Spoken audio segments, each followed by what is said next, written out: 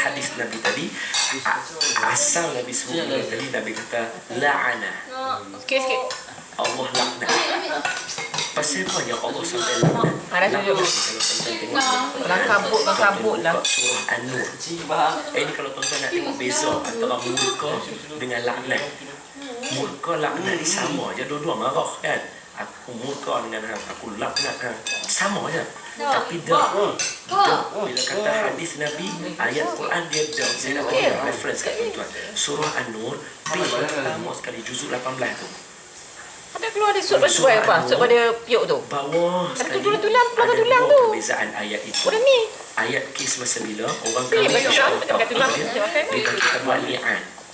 Bila kita buat li'an kan, contohnya satu orang lelaki dia nampak isteri dia duduk di rumah, wa'ayazubillah, ya Allah jauhkanlah kami daripada perkara-perkara ini, amin ya rabbal alamin.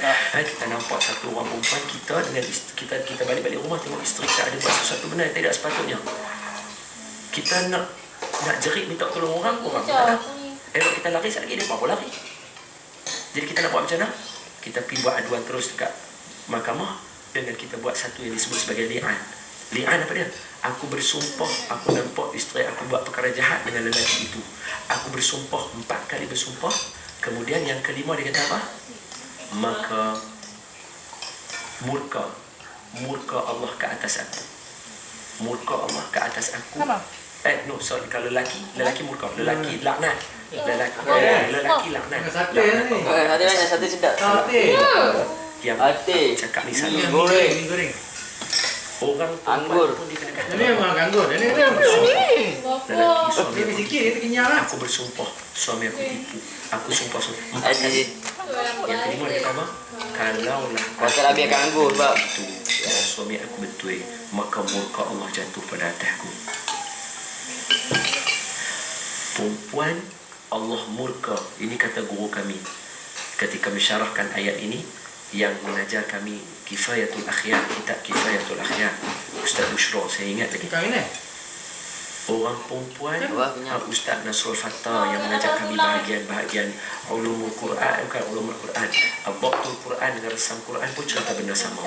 Kalau Allah kata laknat untuk orang lelaki ini memang teruk. Untuk orang perempuan murka lagi teruk daripada orang lelaki. Baca tenang. Pasal apa? Kerana dia sanggup tergamak dalam rumah suami dia buat benda tu. Nampak? Jadi laknat ni, bila kata laknat ni, Allah dah tak sangat marah, bukan lagi marah. Laknat ni Allah marah sungguh. Marah pasal apa? Pasal tadi ya. Dia dah senang makan harta itu semua, senang lenang, dia dah okey dah dengan tu, dia dah beli macam-macam, dia dah duduk macam-macam, dia dah rasa macam-macam. Tiba-tiba zuriat dia merosakkan anak kita. Tentang pasal macam mana? Cacing lah, bikin. Oi, tak puas hati oh. Tak puas hati kan? Kita nak hantar pergi sekolah, kita fikir, aduh macam mana? Betul tak? Kita yang nak masuk pejabat pula, kalau kita tahu kesan macam ni, kita nak duduk dengan apa kita kata, mana-mana badan pun kita fikir 10 kali ni, macam mana ni harta untuk anak aku ni. Aku tahu perkara ni, yang ni kena. Semua buat benda tu, kita duduk. Allahu Akbar. Tuan-tuan, time too short. Dah. The time is too short for us. And even for our generation, it's too short, man. Tolong jangan buat macam benda tak jadi. Benda tak berlaku pada kita tak apa. Esok jadi, baru tuan-tuan menitih air mata. Masa tu dah tak jadi apa-apa. Cuma, saya berkesempatan tadi duduk berbual dengan ketua tuan-tuan. Masya Allah, tabarakallah. A very wise man, orang yang mempunyai satu alhamdulillah. Saya minta izin tadi untuk menggunakan perkataan itu, dan saya akan gunakan perkataan itu di sini untuk semua orang dengar. Apa dia? Kata ketua tuan-tuan ada dalam kita sekarang. Saya ambil perkataan itu, saya pakai balik untuk kita nak cerita tentang benda ini. It's a matter of benda yang kita cerita ni.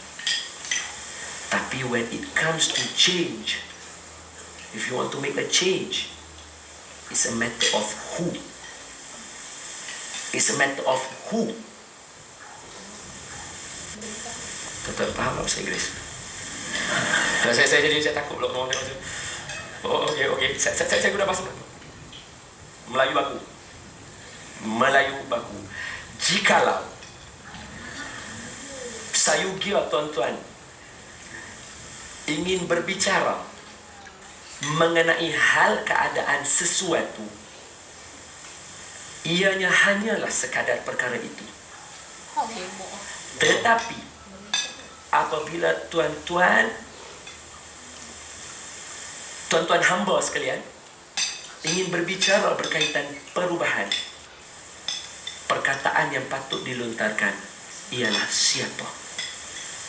Sebab semua maklum, apabila seorang anak, dia tidak akan kencing berlari kalau ayahnya tidak kencing berdiri.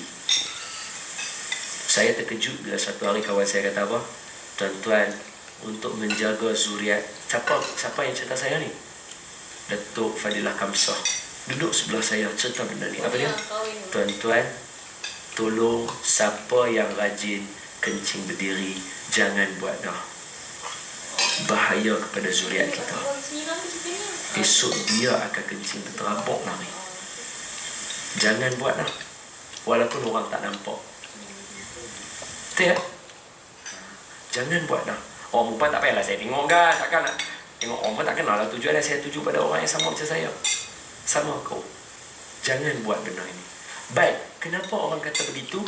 Kenapa perkataan kata apa? Bapa borek, anak rintik boleh wujud. Kenapa perkataan di mana tidak tumpahnya kuah kalau tidak kena si?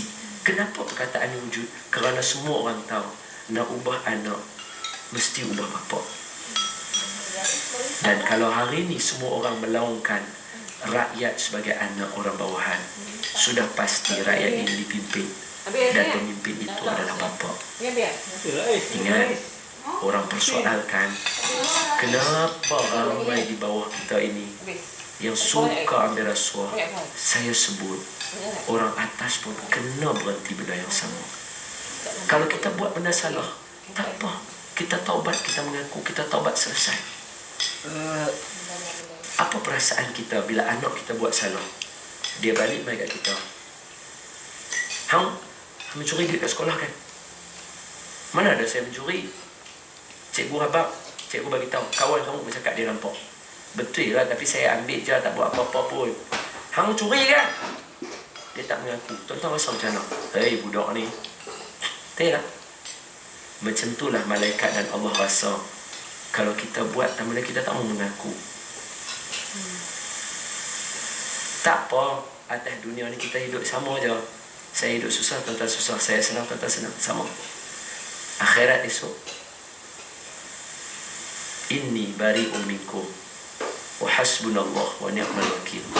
Saya akan jauh daripada tuan-tuan, tuan-tuan, saya dan Allah saja yang ada ketika itu. Tuan-tuan percaya tak percaya, saya tetap percaya. Okey. Jadi saya cerita benda ni untuk sebut kesan dia tadi saya sebut. Yang pertama, Rashi, orang bagi rasuah. Murtashi, terima rasuah. Raish, siapa dia? Orang yang duduk antara mereka dua ni tadi. Dia tak ambil rasuah, dia tak tahu. Tapi masa mereka buat under table punya money, dia ada dekat situ duduk tengok. Saya nak abang, hang pun tak terlepas juga, jangan takut. Semua yang ada dekat kawasan tu, yang bagi, yang suar tangan terima, yang duduk sini, semua tak terlepas. Tuan-tuan buka hadis ni kena orang yang terima. Dan izinkan saya, Bagi tak kena. Allah tak bawa pula iPad. Hadis saya sebut, tuan-tuan carilah hadis At-Tabrani. Tuan-tuan, elok Allah tak bagi saya baca, tak apa. Elok sangat. Saya rasa kalau saya baca, tuan-tuan rasa macam nak tutup TV daripada dengar. Saya terkejut baca hadis Nabi akhir zaman. Hadis At-Tabrani dalam Mu'jam Al-Kabir, Imam At-Tabrani. Antaranya Nabi kata apa? Orang yang makan harta-harta tak elok, Nabi sebut bawah tu, anak-anak mereka jahil. Allah, Nabi sebut dalam hadis, anak-anak mereka jahil. Maafkan saya tuan-tuan, saya tak tuju siapa. Saya tanya, tuan-tuan jumpa ramai tak orang jahil? Ramai. Tuan-tuan kena tahu, dia zuriat daripada siapa. Berhati-hati tuan-tuan. Hadis Nabi akhir zaman. Anak kita tak jahil, tapi kita terkejut tengok kawan-kawan dia ada yang jahil. Macam mana boleh wujud tu? Tuan-tuan baca hadis Imam At-Tabrani. Saya dah sebut dalam kitab Mu'jam Kabir. Tuan-tuan, hati-hatilah. Saya pesan kat tuan-tuan bukan makna untuk tuan-tuan yang kata tuan-tuan buat, tidak. Tapi tuan-tuan, hati-hati. Kita bantu orang yang nak bantu Islam. Orang yang bantu SPRM, bantu nak buat benda ni elok. Kita bantu, letakkan kepercayaan dan bantu. Dan kita bantu sesama kita. Dan yang luar bantu cara macam mana? Nabi kata bantu orang zalim dan bantu orang yang dizalimi. Sahabat kata senang nak tolong orang yang dizalimi. Kita boleh tolong dia, doa untuk dia dan sebagainya. Untuk orang yang zalim macam mana kita nak tolong? Dia tanya sama Nabi. Nabi kata apa? Tolong hentikan dia daripada buat benda yang zalim. Tuan-tuan faham maksud saya kan? Sidang penonton pun faham maksud saya kan? Jadi akhir kalam, tuan-tuan baca doa sentiasa, pelihara keluarga sentiasa. Mudah-mudahan kita jauh daripada perkara-perkara ini. Wa'iyazbillah. Sekali dia masuk dalam badan, dia tak boleh hilang dah tuan-tuan. Masuk dalam badan, dia tak boleh hilang dah tuan-tuan. Dia dah jadi darah daging dah. Jangan bagi ada sekali. Wa'iyazbillah. Maafkan saya kalau ada salah dan silap. Aqulu qawli hadha wa astaghfirullahal azim li walakum. Maafkan saya kalau ada salah dan silap. Assalamualaikum warahmatullahi wabarakatuh.